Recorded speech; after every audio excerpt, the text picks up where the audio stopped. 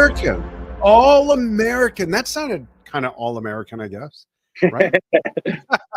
We're celebrating all American drummers and music all this month because it's Independence Day month here in the United States. So we're also doing that right here, Lou and myself, on Under the Influence.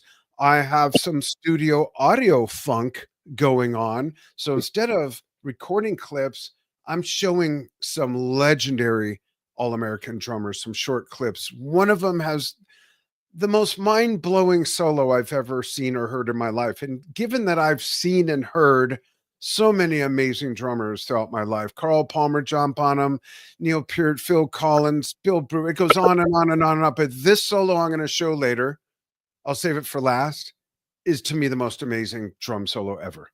So I bet no one can guess who it is. Take a guess, folks. Put it in the chat and tell us where you're watching from. Lou's going to start off with one of his clips. Yeah, this is, I always love when we come up with the topics and, you get to research stuff and find like some cool, there's always so many amazing, wonderful options thanks to, literally a world full of outstanding drummers.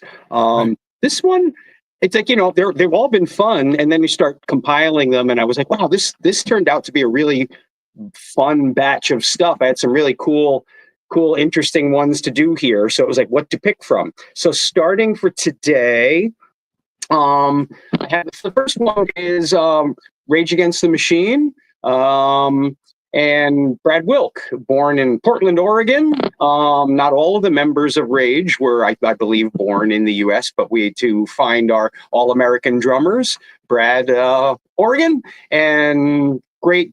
I mean, Rage just so many great songs, so many great grooves and riffs from all the members of the band, and went with a little Bulls on Parade for our starter today. Cool. Check it out.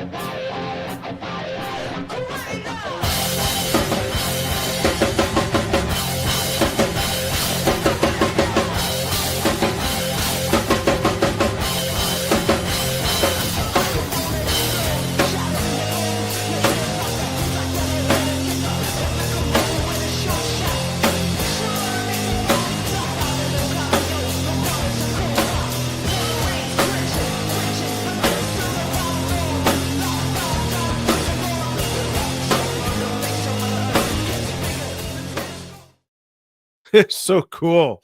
Gotta love riding on a crash cymbal that doesn't turn into just a big wash. You can actually hear each hit. That was really cool. Yeah, I think Awesome. great, huge. That's like the riffs and stuff were so big on that. I mean, obviously, the kit that I have set up in the studio is way more excessive than I needed for some of the clips. But it's like that was like Brad just like he plays like a Bonham type setup and just crushes it, like all his grooves and everything's so tasteful, so well done. Awesome. Absolutely too. Here's one of Rufus Speedy Jones. Oh, yes. And I love what this turns into. And I love when guys back in the day were doing what you're going to see in a freaking suit with the top buttoned and a tie. Like, it's just mind-blowing. Check out Rufus Speedy Jones and you'll see where he got his nickname.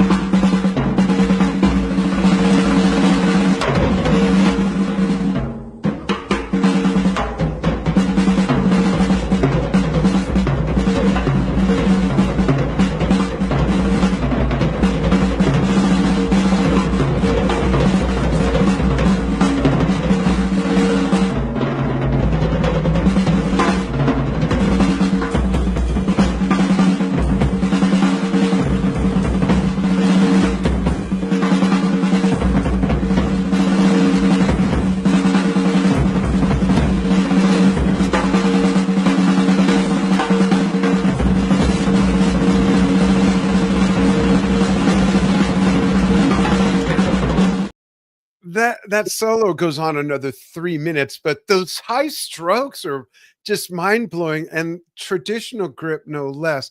And I don't know if anyone noticed, Lou. I don't. Did you notice that his hi hat was open about this much too? Yeah. And just everyone talks about, and I'm not an idiot. Like I know Buddy Rich was great. I knew Louis Belson was great. I know that Jim Krupa was great. This guy is no less great than any of them. That was just amazing. And that's just a small slice of that solo. Right. Folks, if you go on YouTube or Facebook and search Rufus Speedy Jones Drum Talk TV, or you'll find the whole solo. It's truly mind blowing. That's such a great clip that you chose there. And funny that, to tag on to what you were saying is like, not only is he playing this outstanding solo, but doing it in the 3-piece suit with the crossovers and he's moving as freely as I would be in a t-shirt, Right. Yeah, like that's he not breaking this seam on the suit, doing all the crossovers like that. It's just truly mind-blowing to me. I love watching old videos like that because they really did have it going on back then. I just got also, for those drummers, you got to have a good tailor, right? Yeah, for sure. It's got to fit right. I think my wife, who's an amazing seamstress, she'd probably hit me over the head with our marble rolling pin if I played in a suit and then ripped the seam. Because this is the part I kept watching in the solo. Like, how does that not tear? It's got to be fitted just right with room to do that. Moving so smoothly and comfortably. Like, good Lord, man. And I see you have one of your kitties there. Yeah, and the Gem decided to join me for the day. Hi, Gem. Say hi. Hey, kitty. Hey.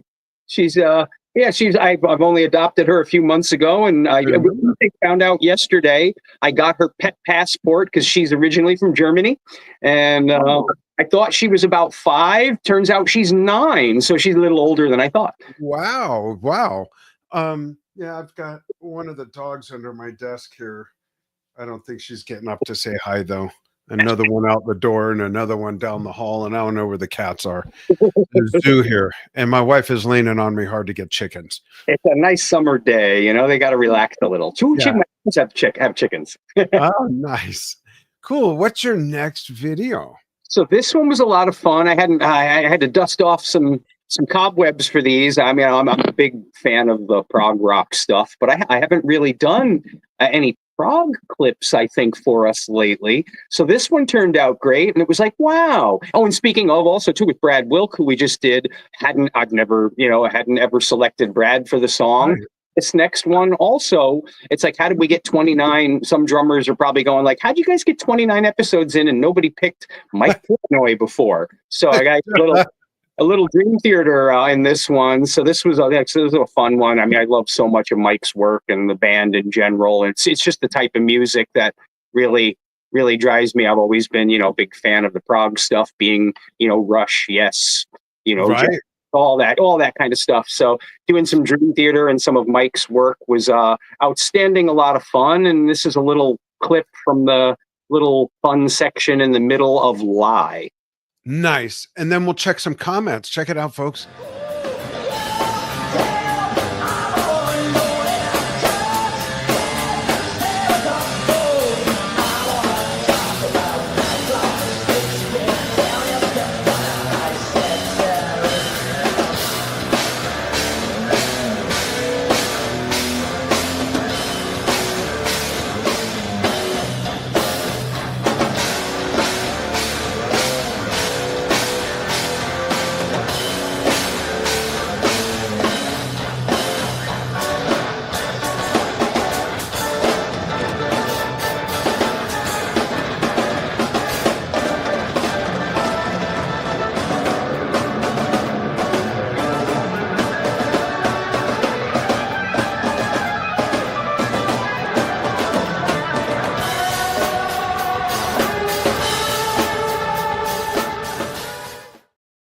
That was outstanding. I don't think I've ever heard your China that much in one song. That was cool. Much appreciated. Well, of course, thank you for Mike for giving us the opportunity to recreate those parts. I mean, so great, so many great parts. And yeah, I'm a big fan of, splashes and Chinas and stuff like this gives me an excuse to use them more. For sure. That China was very like trashy and staccato. Sounded great. That was Yeah, perfect. I love those China trashes. Absolutely. Folks, chime in. Let us know where you're watching from. I'm in Globe, Arizona. Lou is in. Brewston, New York. All right. Opposite ends of the planet. Um, Johnny says to you, nice kit. And also mentions that Cheap Trick's original drummer, of course, Bunny Carlos, dressed for gigs like that. And the guy, I think, is referring to Rufus Speeding Joe. He says, guy that crushes Estepario Siberiano. I think that's the guy with the big beard, right? Who does all the crazy stuff. Yeah. Yeah. We're looking to have him on as well. Thanks, Johnny. Some real cool stuff there. For my next trick, I'm going to go with, okay, my next two videos, and I'll play these two in a row because they're related.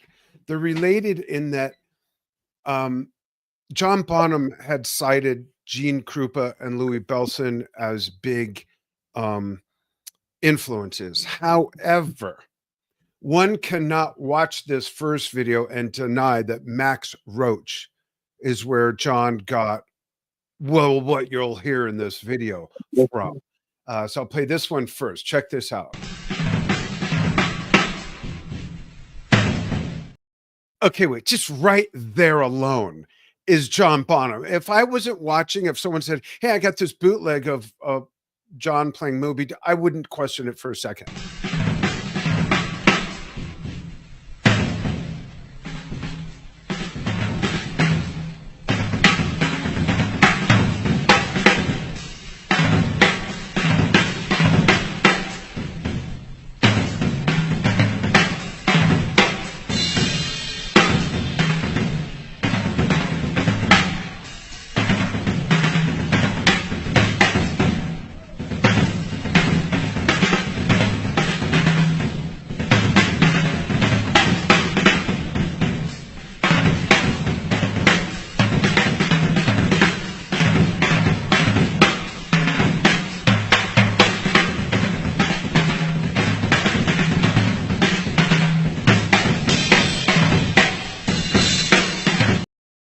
I have studied John Bonham's playing more than any other drummer I've paid attention to since I was 7 years old. I'm 62 now. It's a lot of analyzing of John's playing, and he had to be an influence. I never heard him mention Max Roach, but he had to be an influence. So smooth, such power, and such. Yeah.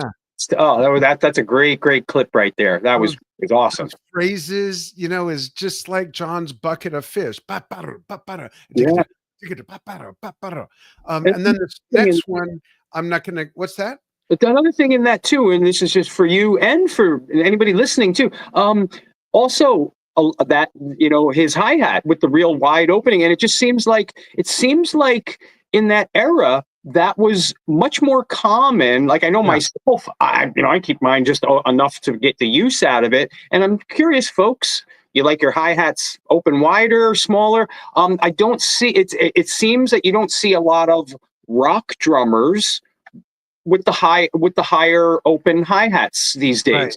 Mine's about an inch and maybe an inch. Mine's about an inch. And I do that because I like the snap I get with it. And also I can, clap it with my foot, but it also gives me so much room to have like a ridiculous amount of slush all the way down to a tight.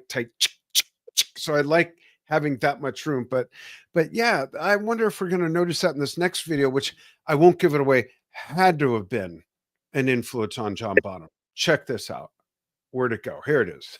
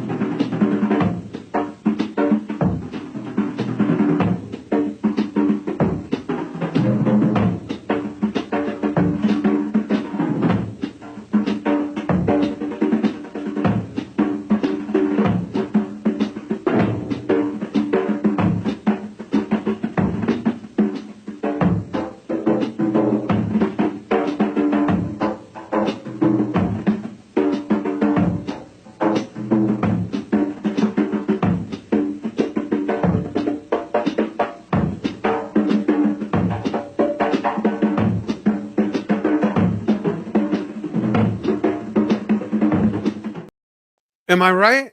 Joe Yeah, Morello playing with his hands back in 1961. And that hi-hat, what's interesting is you could tell that it had a tilt screw because the left side of it never left. It opened, yeah, like that. But it's hard to tell how open it is if he took his foot off of it. yeah. Definitely a great piece there, and obviously go. Well, you think Bonham may have heard that somewhere along the line, Or even seen him. Who knows? Yeah. right? So, Yeah. trivia question. Do you know who invented the hi-hat tilt screw? Ooh, that's a good one. I do not. The late great Roy Burns, the founder of Aquarian Drumheads, Okay. invented the freaking hi-hat tilt screw way back then. He was a big band drummer back in the day. So it was invented by Roy before that video was made. That's pretty wild. That's a Yeah. neat little tidbit there, right there. Yeah. Cool. So I think both those guys had to be influences on John Bonham's playing. Yeah. Great choices too. Great clips. Man, that was fun to watch those. Thanks. The last one also uses his hands, but I can't figure out what he's doing in certain parts of the solo with his fingers and his sticks. I've watched it hundreds of times. I've given up on trying to figure it out and I just enjoy it instead. So hang out for that last one, folks. But now we're going to get to lose number 3. Back to you. And Um, who's 31? this one too, again, another fun one, which I thought hadn't been featured at all, but we did make one appearance of this drummer on a previous episode. Which another one, like, wow, are you guys over skipping over some of the real classics? But they'll all make it. There's just so many people we can feature and so many cool topics. So, but Dave Grohl, and Who's born he play with? Ohio. So yeah, Grohl. We featured a Nirvana clip some episodes back when we were featuring. I think that was on our 4-piece show. And Dave's just like, it comes up in so many conversations with so many bands. He's played with so many great people and does such tasteful stuff. And this intro, it's not like I'm not going to shock anybody with, wow, I've never seen anyone play that before. But one of the more iconic modern drum intros. Drummers are doing this one everywhere, including Estepario. It's just his fun spin as he does it with one hand. Yeah. But yeah, Song for the Dead, Dave Grohl and Queens of the Stone Age. Check it.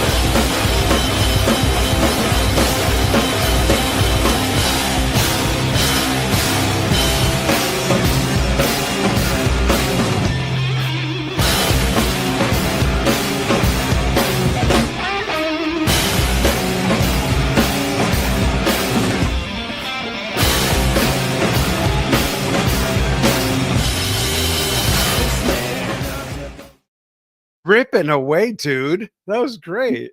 That's such a fun, what a great one, man. Like I would say every other week, a student asks me about that intro, or can we learn that? Really? It's that one. That's so much fun stuff on that one. That's cool. Very good job too. Now for the finale, I'm gonna let this whole video play. It's 14 minutes. No, I'm kidding. It's 2 minutes and 22 seconds. This is the amazing Papa Joe Jones.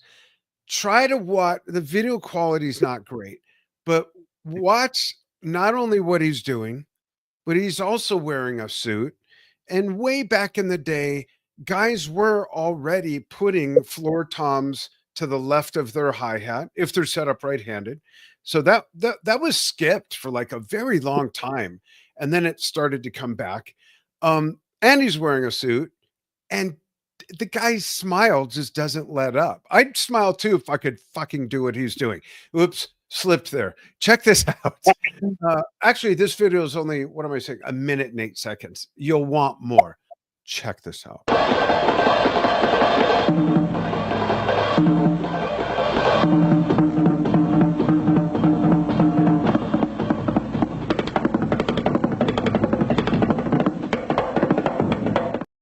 Okay, wait. That's what I'm talking about. What is going on there? And maybe this isn't the one where he has a drum on the left, but check that out again.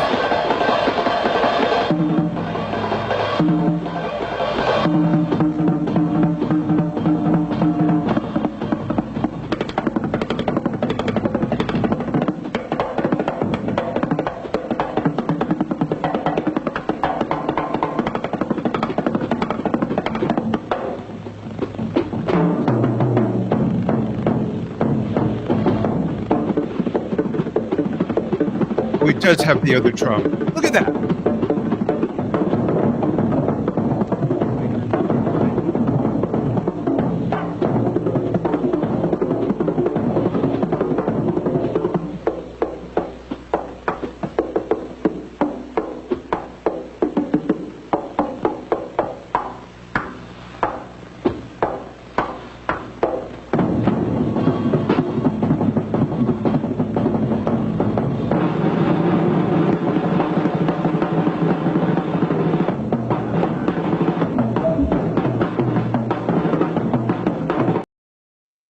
Wow.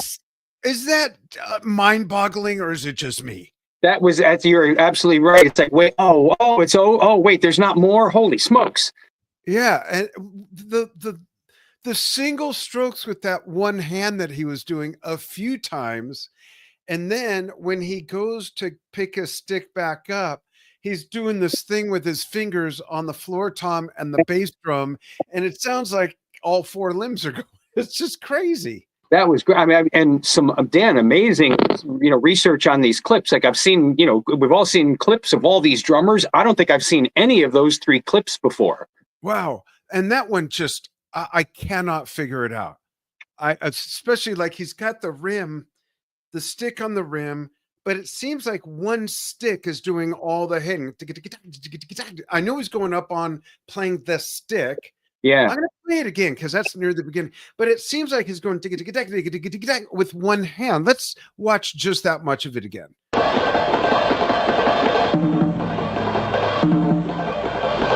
That's all one hand.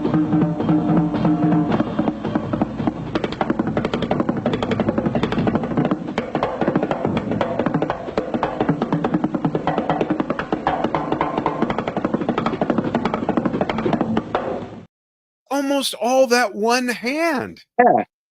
I can't figure it out. I wish I could have seen him live back then. It's too much. It's crazy. Yeah, that's some outstanding stuff. That's I was curious too, like with some of that, it does seem it's mostly a hand and the fingers with a couple of accents on the other hand, but it almost sounded like, is he sneaking a couple kick notes in there too? If his kick is also kind of muted like the drums, there might have been a couple kicks in there, but that was hard to tell. It all happened so fast. Yeah, I think his bass drum's lower. Okay, can we watch it one more time? Okay. And if anyone knows or can figure this out, you win a badge of some sort.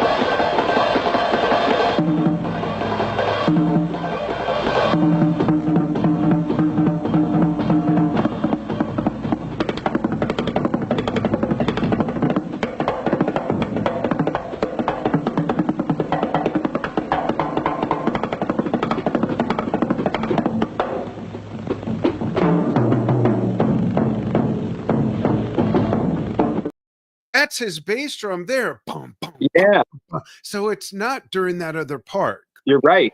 That's just nuts. I've tried to do whatever it is he's doing, and I'm like laughing at myself because I'm trying to do something that I don't even understand. Like I don't even know where to start or where to go. Click, click, clack, drop the stick. It's like, what am I doing? It's so bizarre. I've never seen anything like that.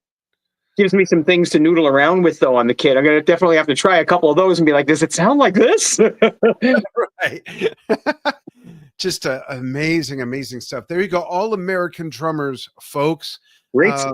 We had Joe Morello, Rufus Speedy Jones, Max Roach, Papa Joe Jones. We had Brad Wilk. We had Dave Grohl and Mike Portnoy. Mike Portnoy. Thank you. All American drummers on this episode, folks. Thanks for watching. Yeah. We'll be back next month with more, and we'll see you soon. Thanks, everybody.